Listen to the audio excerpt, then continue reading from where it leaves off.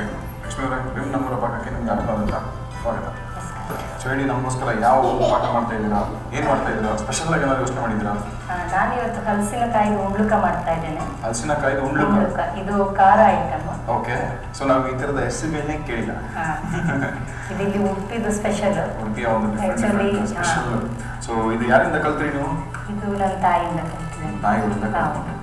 Okay. So ಈಗ ಹಲಸಿನಕಾಯಿ ಉಂಡ್ಲುಕ ಮಾಡೋದಕ್ಕಿಂತ ಮುಂಚೆ ನಿಮ್ಮ ಸಂಸಾರದ ಒಂದು ಸಣ್ಣ ಪರಿಚಯ ಮಾಡಿಕೊಡಿ. ಮನೆಯಲ್ಲಿ ಯಾರಿದ್ದಾರೆ, ಏನೇನು ಮಾಡ್ತಾ ಇದ್ದಾರೆ, ಅವರ ಹೆಸರುಗಳೇನು, ಆಮೇಲೆ ಸ್ಟಾರ್ಟ್ ಮಾಡಿ. ನಮ್ಮನೇಲಿ ಅತ್ತೆ ಮಾವ ಇದ್ದಾರೆ. ಮಾವ KPTCL ಅಲ್ಲಿ ರಿಟೈರ್ಡ್ ಇಂಜಿನಿಯರ್. ಅತ್ತೆ ಹೌಸ್ ವೈಫ್. ನನ್ನ ಹಸ್ಬೆಂಡ್ ರವೀಂದ್ರ ರಾವ್ ಅಂತ, ಅವರು ಮಣಿಪಾಲ್ ಯೂನಿವರ್ಸಿಟಿಯಲ್ಲಿ ಪ್ರೊಫೆಸರ್ ಆಗಿದ್ದಾರೆ. ಅವರ ಕಾಲೇಜಲ್ಲಿ ನಾನು ಪಾರ್ಟ್ ಟೈಮ್ ಟೀಚಿಂಗ್ ಮಾಡ್ತಾ ಇದ್ದೇನೆ. ಇಬ್ಬರು ಮಕ್ಕಳಿದ್ದಾರೆ. ಒಬ್ಬಳು ಸಹನಾ ಅಂತ ದೊಡ್ಡವಳು 4th ಸ್ಟ್ಯಾಂಡರ್ಡ್ ಅಲ್ಲಿ ಓದ್ತಾ ಇದ್ದಾಳೆ. ಎರಡನೇವಳು ರಚನಾ ಅಂತ 2nd ಸ್ಟ್ಯಾಂಡರ್ಡ್ ಅಲ್ಲಿ ಓದ್ತಾ ಇದ್ದಾಳೆ. ಈಗ ಹಲಸಿನಕಾಯಿ ಉಂಡ್ಲಿಕ್ಕಾಗೆ ಬಹಳಷ್ಟು ಇಲ್ಲಿ ಸಾಮಗ್ರಿ ಇಟ್ಟಿದ್ರ, ನಿಧಾನಕ್ಕೆ ಒಂದೊಂದಾಗಿ ಹೇಳಿ ನಮ್ಮ ವೀಕ್ಷಕರು ನೋಟ್ ಮಾಡ್ಕೊಂತಾರೆ. ಸೊ ಆಮೇಲೆ ನಿಧಾನಕ್ಕೆ ಪ್ರೊಸೆಸ್ನ ಸ್ಟಾರ್ಟ್ ಮಾಡಿ. ಓಕೆ, ಹೇಳಿ.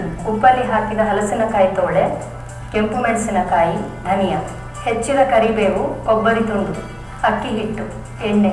ಓಕೆ ಲಕ್ಷ್ಮೀ ಅವರೇ, ಈಗ ಸಾಮಗ್ರಿಗಳು ಏನೇನು ಬೇಕು ಅಂತ ಹೇಳಿದಾಯ್ತು. ಮೊದಲಿಗೆ ಏನು ಮಾಡೋಣ? ಮೊದಲಿಗೆ ಎಣ್ಣೆ ಕಾಯ್ಲಿಕ್ಕೆ ಇಡೋಣ. ಎಣ್ಣೆ ಕಾಯ್ಲಿಕ್ಕೆ ಇಡೋಣ. ಎಣ್ಣೆ ಇಟ್ಟಿದೆ. Okay, next? ಆಮೇಲೆ ಹಲಸಿನ ತೋಳೆ, ಕೊತ್ತಂಬರಿ ಮತ್ತೆ ಕೆಂಪು ಮೆಣಸನ್ನ ಮಿಕ್ಸಿಯಲ್ಲಿ ಹಾಕಿ ಕಡ್ಕೊಳ್ಳೋಣ.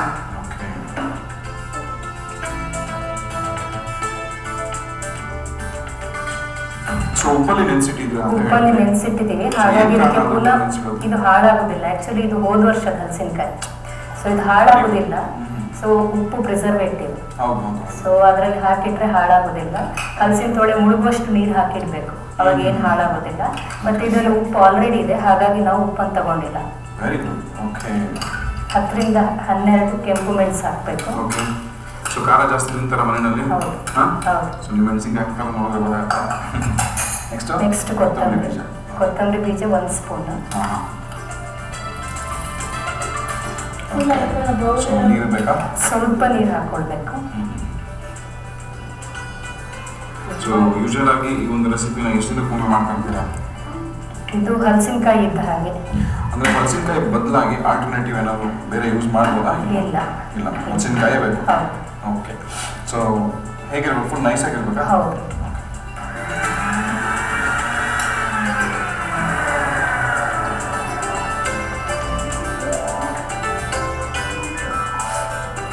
ಓಕೆ, ಲಕ್ಷ್ಮೀ ಆಗಿದೆ ಅಲ್ವಾ? ಆಗಿದೆ.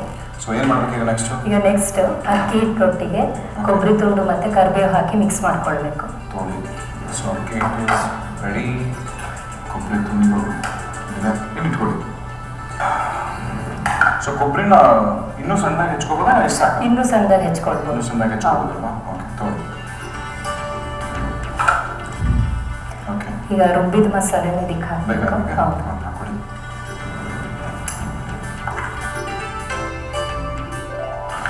ಯೂಶುವಲ್ ಆಗಿ ಎಷ್ಟು ದಿನಕ್ಕೊಮ್ಮೆ ರೆಸಿಪಿ ಮಾಡ್ತಿರ್ತೀರಾ?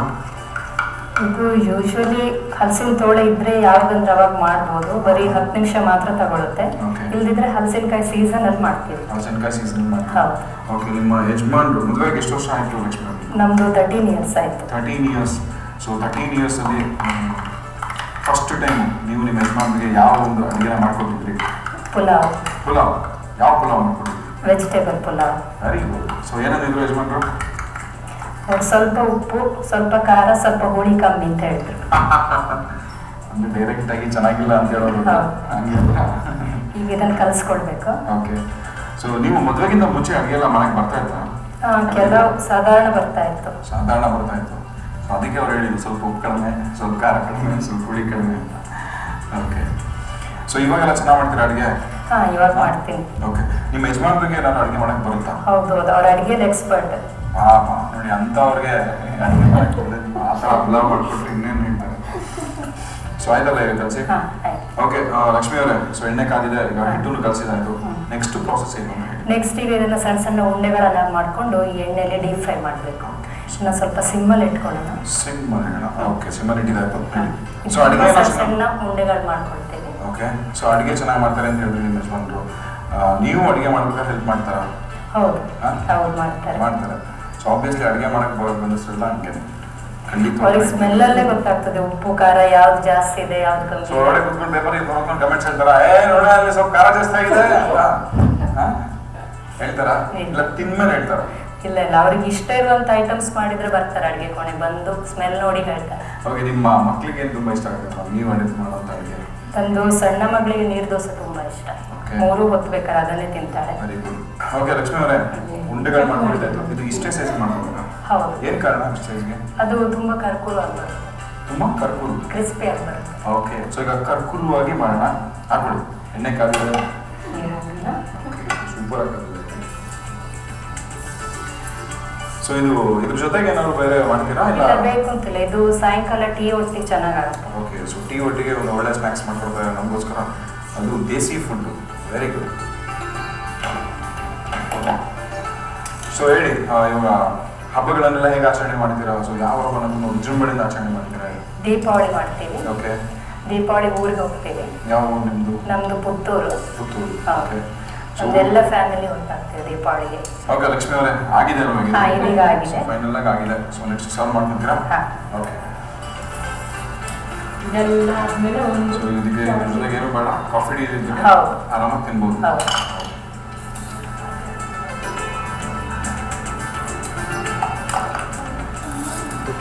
ಯೂಶುವಲ್ ಆಗಿ ಇದನ್ನ ಮಾಡಿದ್ರೆ ಎಷ್ಟು ದಿನ ಇಟ್ಕೊಂಡು ತಿನ್ಬೋದು? ಎಷ್ಟು ದಿನ ಬೇಕಾದ್ರೂ ಇಟ್ಬೋದು, ಇದೇನು ಹಾಳಾಗೋದಿಲ್ಲ.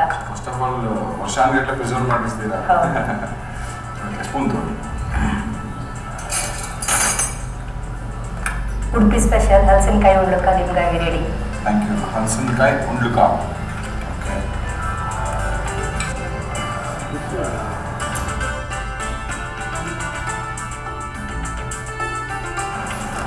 ಕ್ರಿಸ್ಪಿ ಅನ್ನೋದಕ್ಕೆ ಏನಂದ್ರೆ ಆಗಲೇ ಕರ್ಕೋಲ್. ಕರ್ಕೋಲ್.